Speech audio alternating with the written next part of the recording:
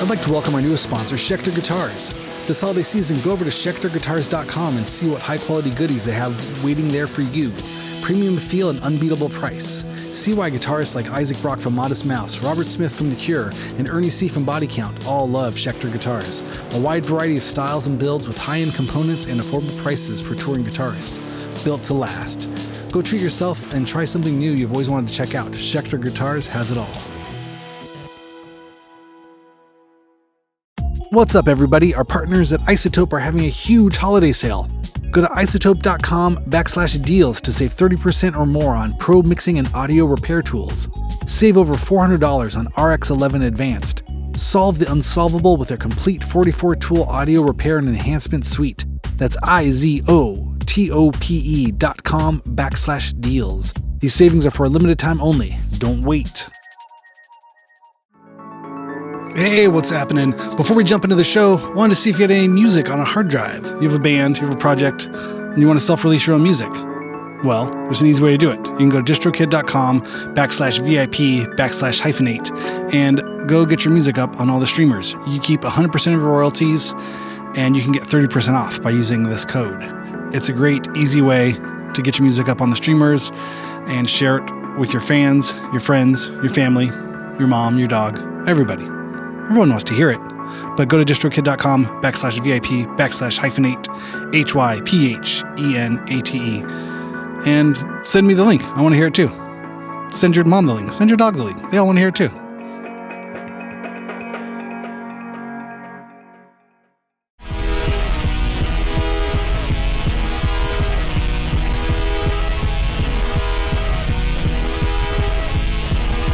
What's happening? Welcome to Hyphenate Halftime, the first one for the year of 2026. This is our show for Monday, January 5th. Joining me, as always, the New Year's baby, Mr. Aaron Varley. How do you do, sir? Yes. Wah. Wah. I'm happy. It's finally 2026. It's the best year ever. This is it, right? It can't get any worse. No. I mean, so they say. Worst year so far. 2026. Here we go. What are do you have any resolutions, hopes, dreams, goals? No. Okay. I mean, as always, I want to be more in shape, but you know. Yeah. Sure. Then the other part of my personality comes in and goes, yeah, keep it going, buddy. Let's just keep this as a resolution. It gives you something to resolute about every year. Like if you fixed that part, what would you complain about? Yeah. You know what I mean? Well, I feel like I'm in shape. The shape is round. That is the shape. Right. I'm proud of the shape I'm in. Yeah. The shapes just change. Everything is a shape. If you think of it, it's not in shape, but it's a shape. Man, does life even exist? You know what I mean? We're all a construct. I'm assuming you had a good New Year's celebration and didn't blow your fingers off. Decided to dig my whole desk apart the second we started. He jumped up and started digging things off the window. Time to shine. Let's go. Yeah. It's like, I see. It's finally. The mics are live. We could do it. Yeah. You haven't done this for a whole week. How do I get out of here? Sorry, what was the question? Oh, I'm assuming you didn't blow your fingers off on your New Year's Eve celebration? No. It's the fingers are still intact. Good. And fortunately, I do like my fingers, but sometimes it's worth the story to just get out there and really let yourself go. My fireworks usage has greatly declined with age. I feel like I probably hit a high point somewhere in those mid-20s. There was a kid, but even when we were younger kids, there used to be, like parents would just go out and make big, displays in the middle of the street or something. Just light off all kinds of stuff. And I feel like now there's like the artillery. There's like giant things that go up in the sky. Yeah. And or nothing. That's all I really see. Yeah. Yeah. And I think, I do get the, although we're going to have a wet New Year's this year. So, we did. Sorry, we did. Right, we had a wet New Year's in the 5 past. days ago. Yes. So it being wet, I feel like they should just bring all fireworks back for 1 year. They're like, this never happens. Oh, I see what you're saying. Go they crazy. They should have just been like, bring in, but no, the other way. Bring in all the bottle rockets, bring in everything like the ground bloom flowers, the huge ones, bring in all the Roman candles, the whole thing. Just go for it. I mean, California, everything is supposed to be illegal. except for where is it, Duarte, where you buy everything. I have no idea. So It's been so long. because you can go out to the reservations, like Morongo and all that. Like I feel like it was always spots. Mexico. We would just have stuff left over from trips to Mexico, or every time we went to Mexico, Arizona. You just loaded up on extra stuff. Yeah, everyone just brought things back. You just had them. You didn't know if they were expired or not. So all the bands that I ever went on tour with, every time we'd drive back through Arizona, everybody would just spend like half of the money that they made on bulk fireworks. Yeah, right. Yeah, that's to it. drive them back, because then you just have fireworks for the next couple of years. I definitely had like a box of fireworks from Arizona for like years sitting in the garage, and just went like, when am I gonna? 4th of July is always the worst time ever. It's always super dry. It's the worst. It's super hot, and I of course bought like rockets and bottle, everything that things, cherry bombs and the whole thing. The whole house is down. And I think eventually I just threw them out because I was like, I don't know. Seems like a fire hazard having this sitting out in a garage when it's like 100 degrees all summer. That's the literal like embodiment of maturation. You've matured. Yeah. When that shoebox of fireworks no longer makes you want to go out and blow things up, and you think more practically, like, this could really hurt somebody. I could really do. I could like do jail time with this. I should probably get rid of these. Yeah. Like, what happens if this burns down my house? I think it becomes my fault. But no, we used to have a little bit crazy fireworks when I was a kid. We always had like the whole neighborhood would get together. We'd like cone up the streets because we were in the suburbs, and we were up in Washington. So stuff was still pretty legal for a while, much more than here. And then, so as kids, we had like the fireworks spot that would open up that was only like, maybe a mile away, so we could ride our bikes there. So we would do like lemonade stands and stuff to get enough money. Yeah, and we would just go. My parents, all our parents were like, "Yeah, no, we don't care. Like, buy whatever you want." And we'd be like 10, and we'd go and buy like bottle rockets, M80s, and you'd buy like the 10,000 pack of Black Cat firecrackers. Oh yeah. And then you had like 3 weeks to just blow stuff up. And it was never like, I never felt like it was like you were going to get in trouble, or, you know what I mean? Like there's a weird thing now. Like if I went out now, even if it was legal and it wasn't 4th of July, if I went out now and like started like, hey, let's go blow off some firecrackers, I'd be like, the neighbors are just going to get bummed. Like the neighbors are just going to be like, what are you guys doing? It's not and really you just socially acceptable. Yeah, you just become those neighbors, and then it just all that goes through your head. And when I was a kid, I was like, oh my god, we used to just get like, okay, let's bring out 100 firecrackers, let's tape them all together and get every single wick to go together, and then we take the long wick that they use to like tie everything, and you tie them all. It would take an hour to like get all these things together. This is Oh my god. And then we'd build like a Lego. We were young enough to where we were still building Legos, and we'd build like a Lego car, or 2 Lego cars maybe, and you'd put them, and you'd you're basically building these blast caps, and then you'd like, okay, light them and then push them towards each other and see if we could get them to explode at the same time. And we'd work for so long to do, and it never worked. It was always horrible. But then Legos when we'd flying everywhere, taking someone out. And we get the big rockets, and then you tape the little guys to them, and then you blow it up and see if you could find the little Lego guys to come down. But we were little enough. We were like, I don't know, 12, 13. Yeah. It's like, let's go take explosives out into the woods. Yeah. Yeah, it sounds about right. I remember. Oh, yeah, and we were in the woods. Right, yeah. Yeah, right. I remember it was a lot of Mexico trips, and I remember there was those little, like, so you mentioned the spinning flower things, that would spin around with lights and things. I remember those with my brothers. We'd light them and then throw them into the ocean, or like into the beach, like when the waves were going away. Yeah. So they go all the way out, and then the water would come in, but they would still be, by the time they were spinning, like the I don't know, the water didn't put them out. They were still like spinning in the wave and in the water, and it was like lighting it up and stuff. It had some kind of property that was beyond water putting it out. So those were Yeah, cool. we do that with Doing it at bottle night. rockets, shooting bottle rockets into the lake. Yeah. You get kind of like a reflective property. There's a kind of mirror effect of the water. Good times. The best. We survived. The best. We survived. And you'd always have the older neighbor who would give you like the not, you know, you'd have a punk to light stuff with, right? Like but then you'd run out of punks and someone would just give you a cigarette. Yeah.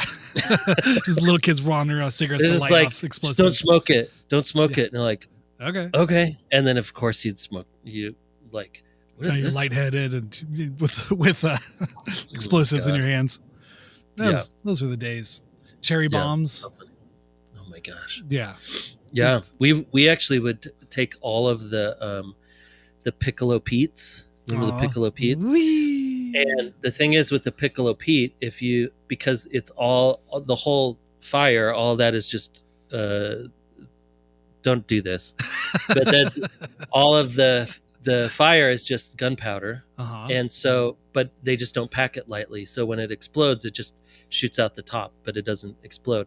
Well, turns out if you stomp on it, so you could pack and then you twist it really tight or you tape it, it turns into an extreme, like a explosive. 3 cherry bombs put together. Fun times. So see, this is the urban myths that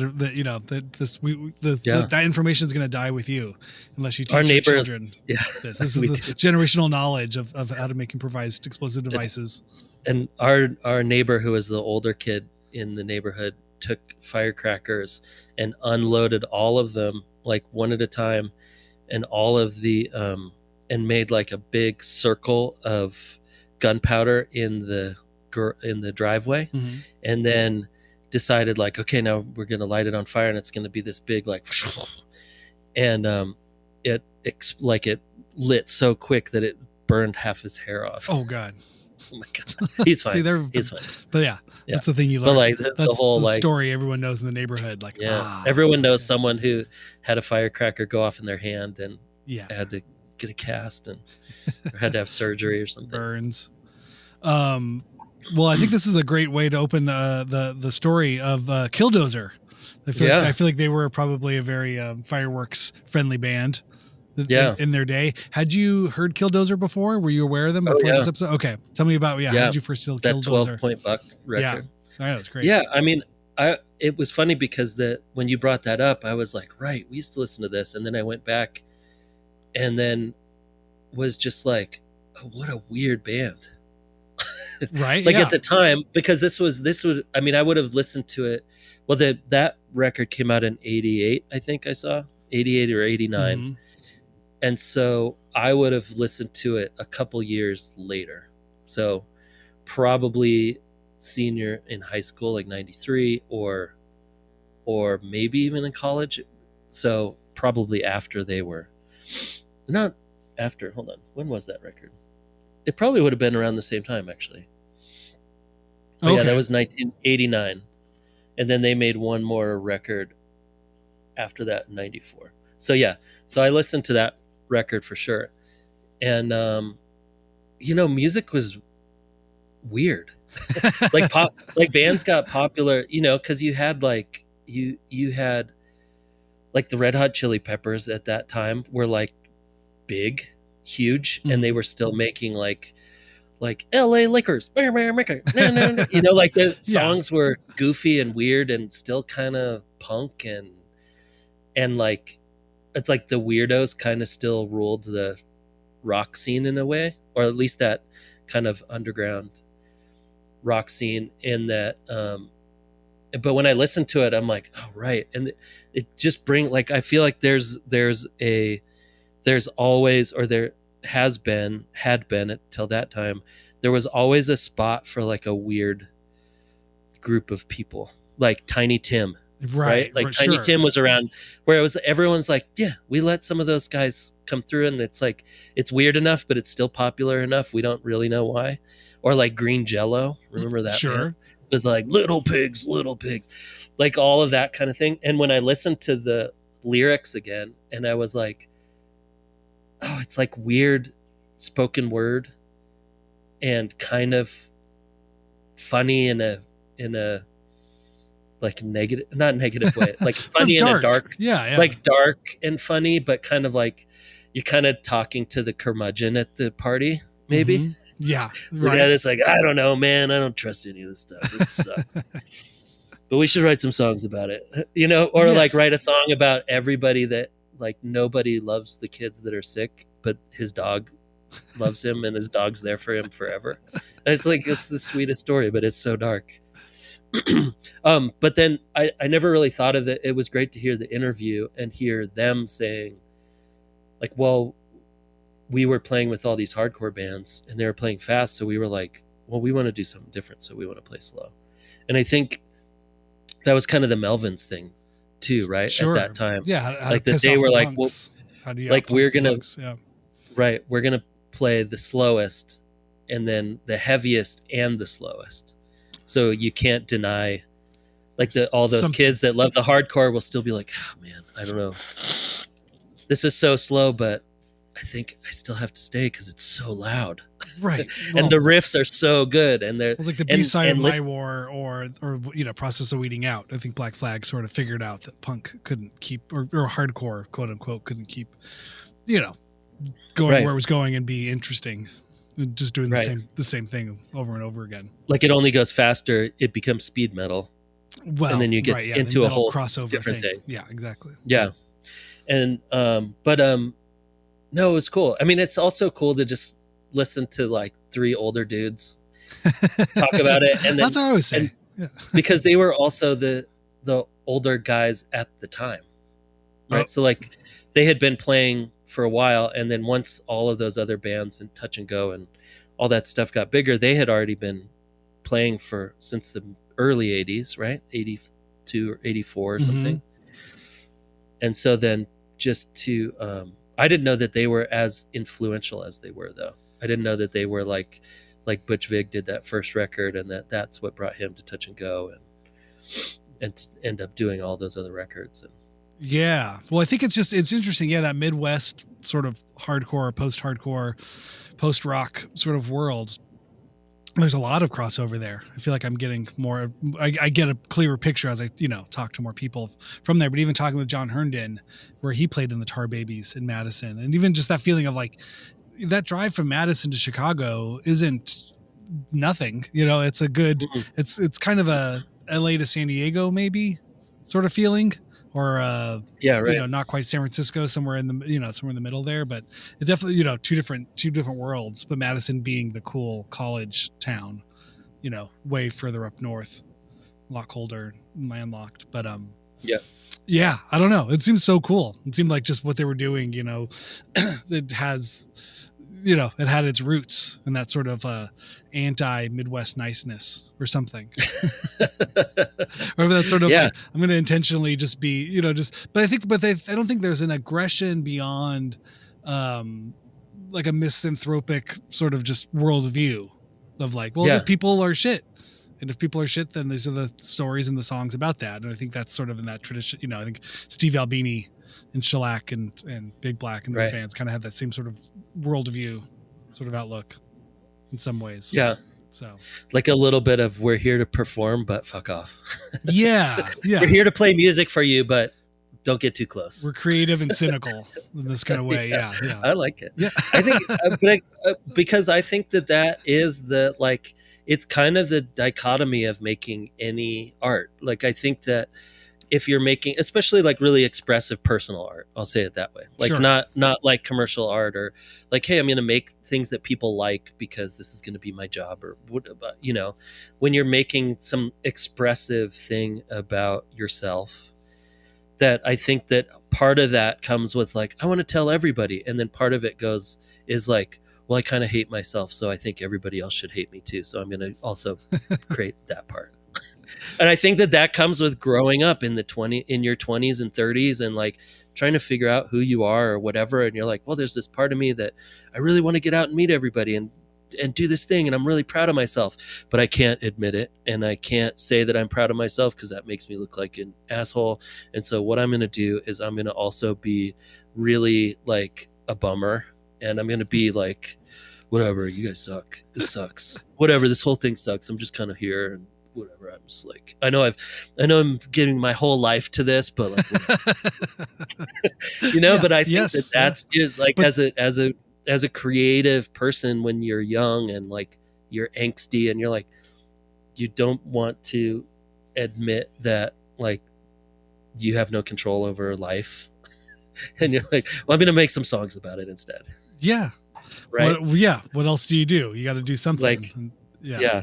I want to try to change the world, but what I'm going to do is one song at a time, because this seems really fun also. But I think it's so, I mean, that gets at, a segment of that Gen X population. I think it's become an ongoing running theme through this podcast, at least for of my own sort of armchair quackery of just really trying to appreciate the what does Gen X nostalgia look like right now in the 2020s. But understanding that the curmudgeon and the cynic of the 90s, of the 80s and the 90s, and then how does that age? Where does it go? What do you do with it? And how do you find yourself, fitting in? I think Bill, Dan, and Michael are interesting sort of check-ins on that, not taking anything away from them. But Michael, the primary lyricist is a lawyer. Yeah. And it kind of makes sense. You go, okay, well, that's kind of the guy, the guy that could break the world down into a song and point out what was wrong with everybody and poke a stick in their eye. Now can kind of do it on a legal level, on a larger, sort of makes sense. The lawyers are the people with sticks poking you in the eye. Yeah, totally. You just don't want to be the one getting poked. Yeah, but you want to if you need to hire somebody to poke somebody else in the eye, you get a lawyer for it now. And he's probably the guy for you.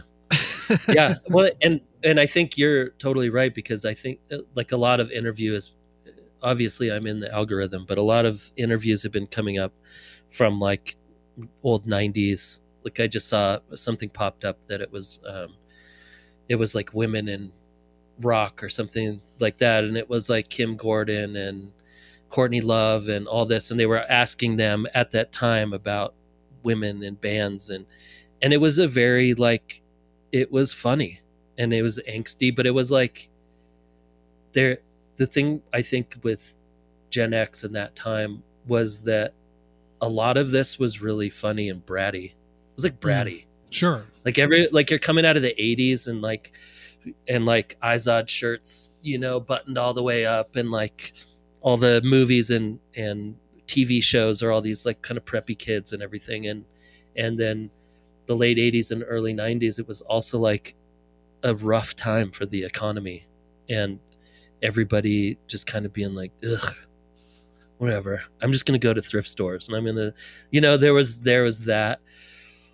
But it was also like when you watch all these interviews, it's like also all these kind of bratty kids just being funny too. And being like, I'm going to take the piss out of all this stuff. Like, this is kind of whatever. I don't know. Right. That's part of that freedom of youth of like, I don't really have to care about everything that you guys care about. Like, this isn't really my world. This is just sort of a shitty, scenario I'm being, birthed into in terms of becoming an adult. Coming into your 20s, the world isn't really your problem as much as it is. No. But I mean, speaking as a former 20-year-old myself, that's what I have printed on my business cards. Former 20-year-old Randy Randall. But it, like I didn't give a fuck. You know what I mean? I was playing in someone else's, bombed out playground. You know what I mean? Yeah. Like whatever, downtown LA was a mess, and it was great because it was fun because we could ride our bikes there and drink beers and fuck around, and no one, versus me really understanding the plight of, systematic racism and financial inequality and housing and, the bigger real estate market boom and bust of all the developers who took money out of downtown. I didn't give a fuck. I was just riding my bike around. I was in my 20s. Trying to get through college, maybe. We're just finishing college and playing loud music. Not to change the world, because it was fun, because this was just a fun thing to do. And so I think that's fun. Yeah. When you look back at you see those kinds of things and like, this is great. Those interviews are fun with people. Yeah. Because they don't. And it's not about knowing, it's about expressing without knowledge. Yeah. And I think that those expressive, I think that artists and creative people and poets and everyone else like gets a bad rap sometimes of like, oh, well, you're just yelling about all the problems and stuff. I'm like, well, you're also just getting rid of some of this like angsty rage kind of feeling of not having control, and you have a moment to be with a bunch of other people that are like, okay, that felt better. And then also maybe that starts, I mean, look at how many of those people that they mentioned, like Steve Albini and all these people that went on to be very influential people in their perspective like fields, and started in their 20s and then started becoming all these people that were able to support all these other artists and creative people to do other things later on in life. I don't know. Yeah. I think it's such a great, I just think that all of that young angst, pissed off kind of being in your 20s is such a good, like, music and art is such a great outlet because it actually brings people more clarity to be like, oh, I'm not the only one that feels this way. Mm-hmm. Like, yeah, the system's screwed up or whatever. Maybe we can't do anything, but we can also have fun. Right. You know, like we can right. do something to be like, well, maybe we can carve out our own little spot here somehow through art and music. And unfortunately, a lot of times that carving out ends up being like, okay, cool. Thanks for carving this cool little spot out in the city. Now, as developers, you've given a lot of cultural cachet to this place, and now we're gonna develop all this and kick all of you out. Thank you. Yeah. Go to the next place, please, and we will follow you there. Or the younger, good-looking band will get the acolytes and the big record contracts, and you guys will. You know, I started off the podcast, you know, with that quote of, you know, like, well, why can't we get signed to big labels? You're signing all these other people. They're all, you know, we were cool before they were cool. And it's like, yeah, but you've been around too long. And it's just like, oh, it just hits. Yeah, you've already had too many records, too much success. Or lack of success or something. Yeah. Or just you've been around too long. And I feel like there's so much of it. I think that still happens in ways in this, you know, sort of influencer economy of it all too, where it's like, if you were going to be something, you would have been something already by now. This is part of the youth obsessed culture of music and fashion and whatnot. But it's also fucked up part. Well, also when he said that, I was like, well, maybe just, you know, you're getting on college radio, but maybe less swearing. And then he was like, okay, cool. And then he's like, we went in to record and it was like more swearing than ever. And then he was like, yeah, I don't know what to tell you. I just couldn't. That's part of it. Like, you know, you could make someone else's record and probably be successful. But what does that success add up to if it's not your you know, you work, especially if you work so hard for so long, and then to get to a point where you're like, okay, are you ready to go? Just sound like someone completely different. Like, well, what were all the years of doing this for if I was just going to have to be someone else? Yeah, totally. Well, like, what was that? What was the band, speaking of Minneapolis, Soul Asylum? Asylum? I don't. Although they're from Minneapolis, Madison's very different. Madison's up north in Wisconsin. Minneapolis, yeah, but I was just talking about the Midwest. Husker Du, yeah. But that Midwest thing that you had Husker Du, which kind of stayed weird. Replacements, right. Yeah. Like Husker Du kind of stayed weird, and then Soul Asylum ended up going like full 90s, right. Runaway and Train. then they became that. Yeah, they became that band, but then everybody always had to explain, which I didn't know. They're like, oh, you got to listen to the first four records. Like the first four records, they're like super heavy grunge. And, you know, that just had to be that last record. And they're like, well, that's the only record anyone knows. And so then you become the Runaway Train band instead of going like, well, but we got these other four that are like our real, like, I don't know anything about that. Sure. But that those, I know our friend Dan Monick was from Minneapolis and was like, oh my God, we used to go to the Soul Asylum shows before.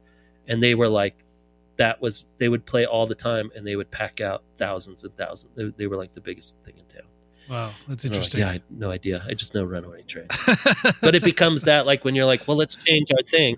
And then your whole history gets erased. That's kinda wild. Right. But then you're a millionaire. And so I guess it's there's some consolation to it. Yeah. And then the other I ended the episode with the the Kurt Cobain magic bag of rocks and Lucky Charms Yes, story. I love that. and then it was just in the editing of the episode, putting it together, I was like, was that just Hayes just fucking with them, or was there truth to that, or is this something that, you know what I mean? I don't know. I think he, in the moment we were doing the interview, he very much believed it, that was what was being told to him. I bet that's real. You think Kurt Cobain had a magic bag of totally Lucky Charms on his belt loop? Probably. Yeah. Probably. It seems like it's definitely a very 90s, like late 80s, 90s kind of punk thing to do. Just put something on your belt. For sure. Yeah, just have some weird. We used to wear weird necklaces and like, I don't know. Bracelets. There was still like this. Just get some chain. It was like your bracelet. Yeah. Yeah, I feel like the 90s became like. Is the 90s the first era that became very nostalgic, like as in general? Because the 80s were very forward looking, like Izod shirts and all of that, like very preppy Genera pants, like white pants, like all that stuff hadn't really happened before, right? Like that was like the 70s were new, 60s were new, 70s was like a new thing, bell bottoms and everything. 80s were very new, preppy and all that. But the 90s were kind of the first, like, we're going to look like I want to dress kind of like the 60s, or we're going to buy old, like thrift store clothes and it's going to be cool. I feel like that was kind of the first nostalgic generation. I don't know. Yeah. Maybe. I mean, I guess it's all sort of in the context of what it, you know what I mean? Of, you know, from that like kind of teenage generation of stuff. I mean, I'm sure nostalgia was always present and prevalent, you know what I mean? But I mean, like in general, like nostalgia was kind of like the whole generation. Like if you think of 90s, it's like, oh yeah, we all wore clothes from the 70s. Oh, right. Or clothes from the 80s, or like that was the fashion was to be like, oh, we kind of want to be like hippies, or we want to be like old punks, or I think it was a very nostalgic area. Time. Well, I think if you look at kind of like the invention of the teenage idea, right? You know, post World War II in the 50s, by the time you get to the 70s, you have things like, American Graffiti and Happy Days. So I would say that's that first 20 year sort of nostalgia cycle of stuff of, Sha Na Na performing at Woodstock, so again, it's that throwback already, or even the Ramones, or a throwback to the 50s and the 70s. Right. So that sort of begins like the leather jacket. Right. Yeah. I would imagine in that context of the teenage nostalgia, or sort of this like, yearning for pop culture in that sort of way. I feel like, America sort of comes into its own in that regard, at least in documented ways, mass produced sort of clothing and things you could even do. Prior to that, you have the more, industrial revolution bespoked, either high fashion folks, or you're working in factories dying of coal along the mines. So the good old days. Yeah. I mean, clean coal, right? Clean coal. At 14, you got black lung and, looking forward to dying in the next 10 years. But the night, but so then you go, 50s to 70s, and then 70s to 90s, and then 90s to whatever, and then I think we've flattened our circle of nostalgia post 9/11. This world we live in now has just kind of become a snake eating its own tail. I guess. It's weird, right? Post social media, it's we've left in kind of orbital culture and become this like timeless flat circle of culture. Just everything is always on all the time. I think, and I think it's small, like everything is small now. So now you have little tiny groups again, instead of like a general, like if you're like, what's the fashion of 2020s? You're like, there's no fashion of 2020s. Well, it's micro. Everybody wears t-shirts and jeans still. It's micro. It's also micro fashions and micro trends too, where like this weekend I wore this, next weekend I will wear something different. Totally. And you're like, but does one have a relationship to the other? Is there a statement to it all? And the statement is, I can be wherever I want to be at any time and place. And, and there is, it's, similar in trends to music or culture just in general, whatever it is, it's a hyper niche and astonishingly fluid, to the point of just where that is the point. The point is to be fluid. and to not It's really like be one thing. Yeah, and it's kind of like how all the car companies have a car that looks the exact same for every, like the Toyota RAV4 looks like the Honda CRV, looks like every company has the same one, and Sure. all of them have like The a blob black car. one, a white one, like a black one, a white one, a red one, and then we're gonna throw in a yellow one, and Every then once in a while, you get and a then wild one. and then a green one, and then a blue one, and we have one of each. And then when you walk around and or drive around, I feel like the more boring culture gets, the more white cars you see. Oh, interesting. Like I feel like every time like I drive on the freeway now, I'm like, there are so many white cars. It's so like it's just, it has to be like, you know what? Give me the simplest. I don't know. I don't want to stand out. I just want to go to work and come home. Give me something that has a good resale value, probably white cars. Someone told me they stay the cleanest because black cars, black cars, you see all the dirt. Like black cars. Yeah. I'm not like a black car guy. I don't feel that way. I feel like I just need a white car. I don't want to be seen. World of cars. Yeah. I just want to get, and then I'm going to get another white car and it's going to be fine. I'm just going to let me go. I don't want to be here. Yeah. I feel like there's a lot of that. Like cars means it's the car. It's the unthought of car. Is the white car. car. Like when you think of the 70s and you think of cars, you're like, there's a Mustang. Nothing else looks like a Mustang. Right. There's a Chevelle. Nothing else looks like a Chevelle. Well, again, it was a personality choice. It was a moment of expression, right? The car you drove said something about you. Yeah. And now you have, like, everyone needs a car that's this size and this model and this gas mileage and this size tire and this size. And there's 5 different options from 5 different places. Well, Kia makes one, Toyota makes one, and Honda makes one. And you're good. You know what, guys? You're going to be fine. Everything's fine. Don't look too hard. We're just going to, you know what? We'll even give you a good rate. We'll get you in and out of here real quick. Everything's fine. Just keep looking forward. Don't look to the side. Don't look anywhere else. Guess what? All the cars look the same, so you won't notice anything. And life is good. Life is great. Everything. Look at my suit. I'm fine. I'm fine. We're fine. You're fine. We're good. We're fine. Let's just all be fine and like not talk about stuff. Okay. Yeah. White cars forever. Let's go. Yeah. Well, it's wild, but yeah, music is fine. Movies are fine. The price of just existing is it's the worst. It's so high. You know what I mean? The fact that you want to talk about insurance, finance Randy? A car, you finance. No, I know. But so I don't begrudge anybody their non-choice choices. You know, because again, it's deafening. You know what I mean? The fact, So you make your statements, make your stand where you can, and just make it to the next day. Buy a yellow car. Your life will change. Have you heard of yellow car theory? No. That you never notice how many yellow cars are on the road until you see one and you notice yellow cars. Okay. And then all of a sudden you see yellow cars everywhere. Oh, I like that. This is yellow car theory. And what does that mean? It just means that... Is that we don't notice... We don't notice what we don't notice. I see. Don't notice what we don't notice. What you're not looking for. If you're not looking for it. Well, you got to start looking for bands like Killdozer. Well, the thing I was gonna say with like the Nirvana question always too. I remember like reaching a certain age, you know, into my 20s and making these decisions of, you know, you need an email address, you know, like you got to buy a car, you do these things, but so much of where I look towards my heroes was a nostalgic sort of look back, right? So this Gen X thing, and they're, you know, looking forward. Mm-hmm. But I remember thinking like, Kurt Cobain never had an email address.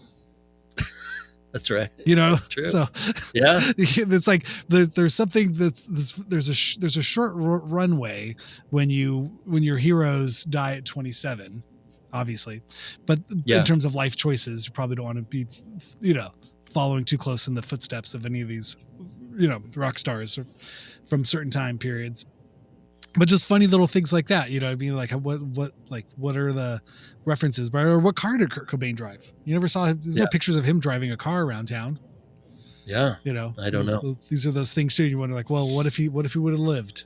He would have had an email address and a white car, and probably would have had a little like ceramic studio somewhere out in Ojai. Yeah. He never got to text. Right. Yeah. He never had a T1 pager. He never had. No. Maybe he probably had a pager. We should ask people who knew Kurt Cobain. We should come up with a list of questions, like for anyone who knew Kurt Cobain, did he have a pager? If he would have had an email, what would it have been? What would his Facebook or what would his Instagram handle have been? I was actually thinking about this the other day, like how different the Nirvana story would be if even if they would have just broken up and then he had his own solo project. Right. Yes. Did an album with Mark Lanigan or something. Yeah, but it was just terrible. Just a terrible spoken word record. Like how great it could have been like it's just like older, like those. Yeah, you just never know. Like the legendary status could have just gone by the wayside. Because listen, Nirvana was not horribly cool anymore after Heart Shaped Box. You think that was like when they jumped the shark? That was it? Well, no. But it was like, oh yeah, that band, like they were huge, but they were like selling out was still kind of a thing at that point. And then all of those bands coming after that was like pop punk, California, like Green Day and all of that. Would he have done a new metal record, a collaboration with Limp Bizkit? Is that what you're saying? He would have gotten paid like $10 million to produce the Limp Bizkit debut record. And it went, I don't know. Okay, fuck it. Yeah. Who knows? Who knows? But it does. There's a bit of retelling, obviously, of the 90s in the fact that like by 94, those bands were like, it was like thinking of, I don't know. They were just like big. They were so huge that anybody that was still listening to, like all the bands that were coming in at that point, like the Modest Mouse and the Built to Spills and any of those kind of the new wave of underground, it was like, I don't know, Nirvana wasn't that cool. Right. They just weren't. They were like a big, huge radio band. Right. And it was like, wasn't really related to where they came from. I was like, I don't really, or people were listening to like Ice Cube or Body Count or, it's like, there was a lot of like, or Butthole Surfers or like any of those bands that were still around and still doing like super crazy, like the more punk aesthetic of like being mad at everybody and hating the government. And, it's just like being like a problem. Yeah. And those like Nirvana and Smashing Pumpkins were not that. They were like big radio bands. Sure. Yeah. No, it makes sense. It's something like the band The Makeup, for example, you know what I mean? Something totally different from the underground. And Fugazi was still making amazing records, and like all of those bands were still like Elliott Smith was becoming big, and like all of that Portland kind of like downer, beautiful downer music, right? Or his band Heat Miser was the big. It's like all of that stuff was still happening, and Nirvana, obviously, everybody was like, yeah, those records were great, but they weren't like cool. Yeah. Yeah. We never got to see the Kurt Cobain kook out period where he probably would have said something that would have got him canceled retroactively. Yeah. I mean, like the Melvins were way cooler than Nirvana at that point. At that point, like the Melvins were the coolest band in the world because they would constantly go, fuck you. Like they were themselves, and they were always that, And I think like that was the band, and they're still the fucking coolest band in the world. Like Buzz is still the coolest like rock star, non-rock star ever, I think. Oh, it's wild. He's the guy. Oh man. Funny. All right. Well, Killdozer, that was a fun one. I'm glad that worked out. I forget. Yeah, I think we established it in the interview that Dean's son goes to a school with, I think Bill's grandson. So the grandma will pick up, will be there at pickups or something, and they'll meet like, oh yeah, my husband played in a band, and they got to talking, and then that's when Dean put me in touch with them. And it took a little while to get the technology sorted out, get the timing. That's awesome. Worked out. And I still can't figure out if this 12-point buck reissue ever came out, or if it came out and I missed it. I feel like it's still not out yet. But I'm looking at the Touch and Go record, but it should be. It was kind of like, are we promoting something? Like, well, we're doing the reissues, and then I do love that. Maybe I just don't know how to figure out the Touch and Go Quarter Stick Records website is still kind of I don't know. It's hard to get around. Listen, just keep looking for it. I'm just gonna keep it's out there. Yeah, you could, but yeah, they're on all the streamers, and they have a Bandcamp as well. As you can buy stream from Bandcamp, and yeah, that was great. I was super stoked. I hadn't seen them do a lot of interviews lately, so I thought that was really fun. Kind of an exclusive, a Hyphenate exclusive. For the new year. Totally. Awesome. Yeah, it's great. Awesome. Cool. All right. Well, onwards and upwards to a new year. Here we go. Happy 2026. Oh yeah, and you got to send me those your movie list. Oh, since right. I'm going to be on an airplane. Oh, perfect. I'm Okay. going to download some movies. I'll send those to you right now. Watch some 90s apocalyptic, 80s to 90s apocalyptic cop movies. Cop movies. Apocalypse cops. There we go. Apocalypse. Apocalypse now. Yeah. Apocalypse then. The retro. Perfect. The apocalypse. Yeah. Apocalypse then. Okay, we got to make sure because last time we had titling issues. Oh yeah. We'll figure it out for next week. Apocalypse then. Okay, perfect. There we go. All right. I guess I'll start with RoboCop. I think RoboCop is the place to start. Yeah. And then what was the Arnold Schwarzenegger one? I forgot. Arnold Schwarzenegger. Total Recall. Total Recall. We got to go. Total Recall. Well, then and we were just like, there's got to be it. Just the Paul Verhoeven, trilogy. The next would be the bug one, Starship Troopers. Oh, geez. Do you know this one? That's going too much into sci-fi. Okay. Well then, Demolition Man. Oh yeah, Demolition Man. That's the other one that you're talking about. Yeah, let's start with those three. Okay. I'm gonna really get in. I've been going deep. Have you been getting my yes Instagrams? I'm like, how crazy this is. My feed has just become the most insane conspiracy theories that make no sense, of like connecting movies with Jake Paul and the Mighty Ducks. Oh no. and all these. I'm like, oh my god, it's even getting it's getting to the. It's so perfect. It's great. I love it because I want to believe all of it. And off oh yeah, rails. So unhinged, and I'm like, oh my god, how is he connecting all these dots? Oh my god, I found myself prior to these rains we had in Southern California recently. Like I think I'd been exposed to some kind of chemtrails algorithm. Oh, the fog one. Yeah, and I was like, oh no, California fog. Oh no. I was driving around, kind of looking, like giving suspicious looks at the clouds. I was like, I think they've done it to me. You mean I think the Instagram has finally broken me. I need to get some space. You mean the irradiated fog? Yeah. that someone. He's like, I got the fog. I collected the fog in a jar. The fog juice. And he's like he's like, look, it turned into like a some kind of gel. And I'm like, oh my god, this is so. The internet is so problematic. Even if it's so true, it's like I don't want to know at this point. Our brains are not built for this much information to be coming through. No, absolutely not. Yeah.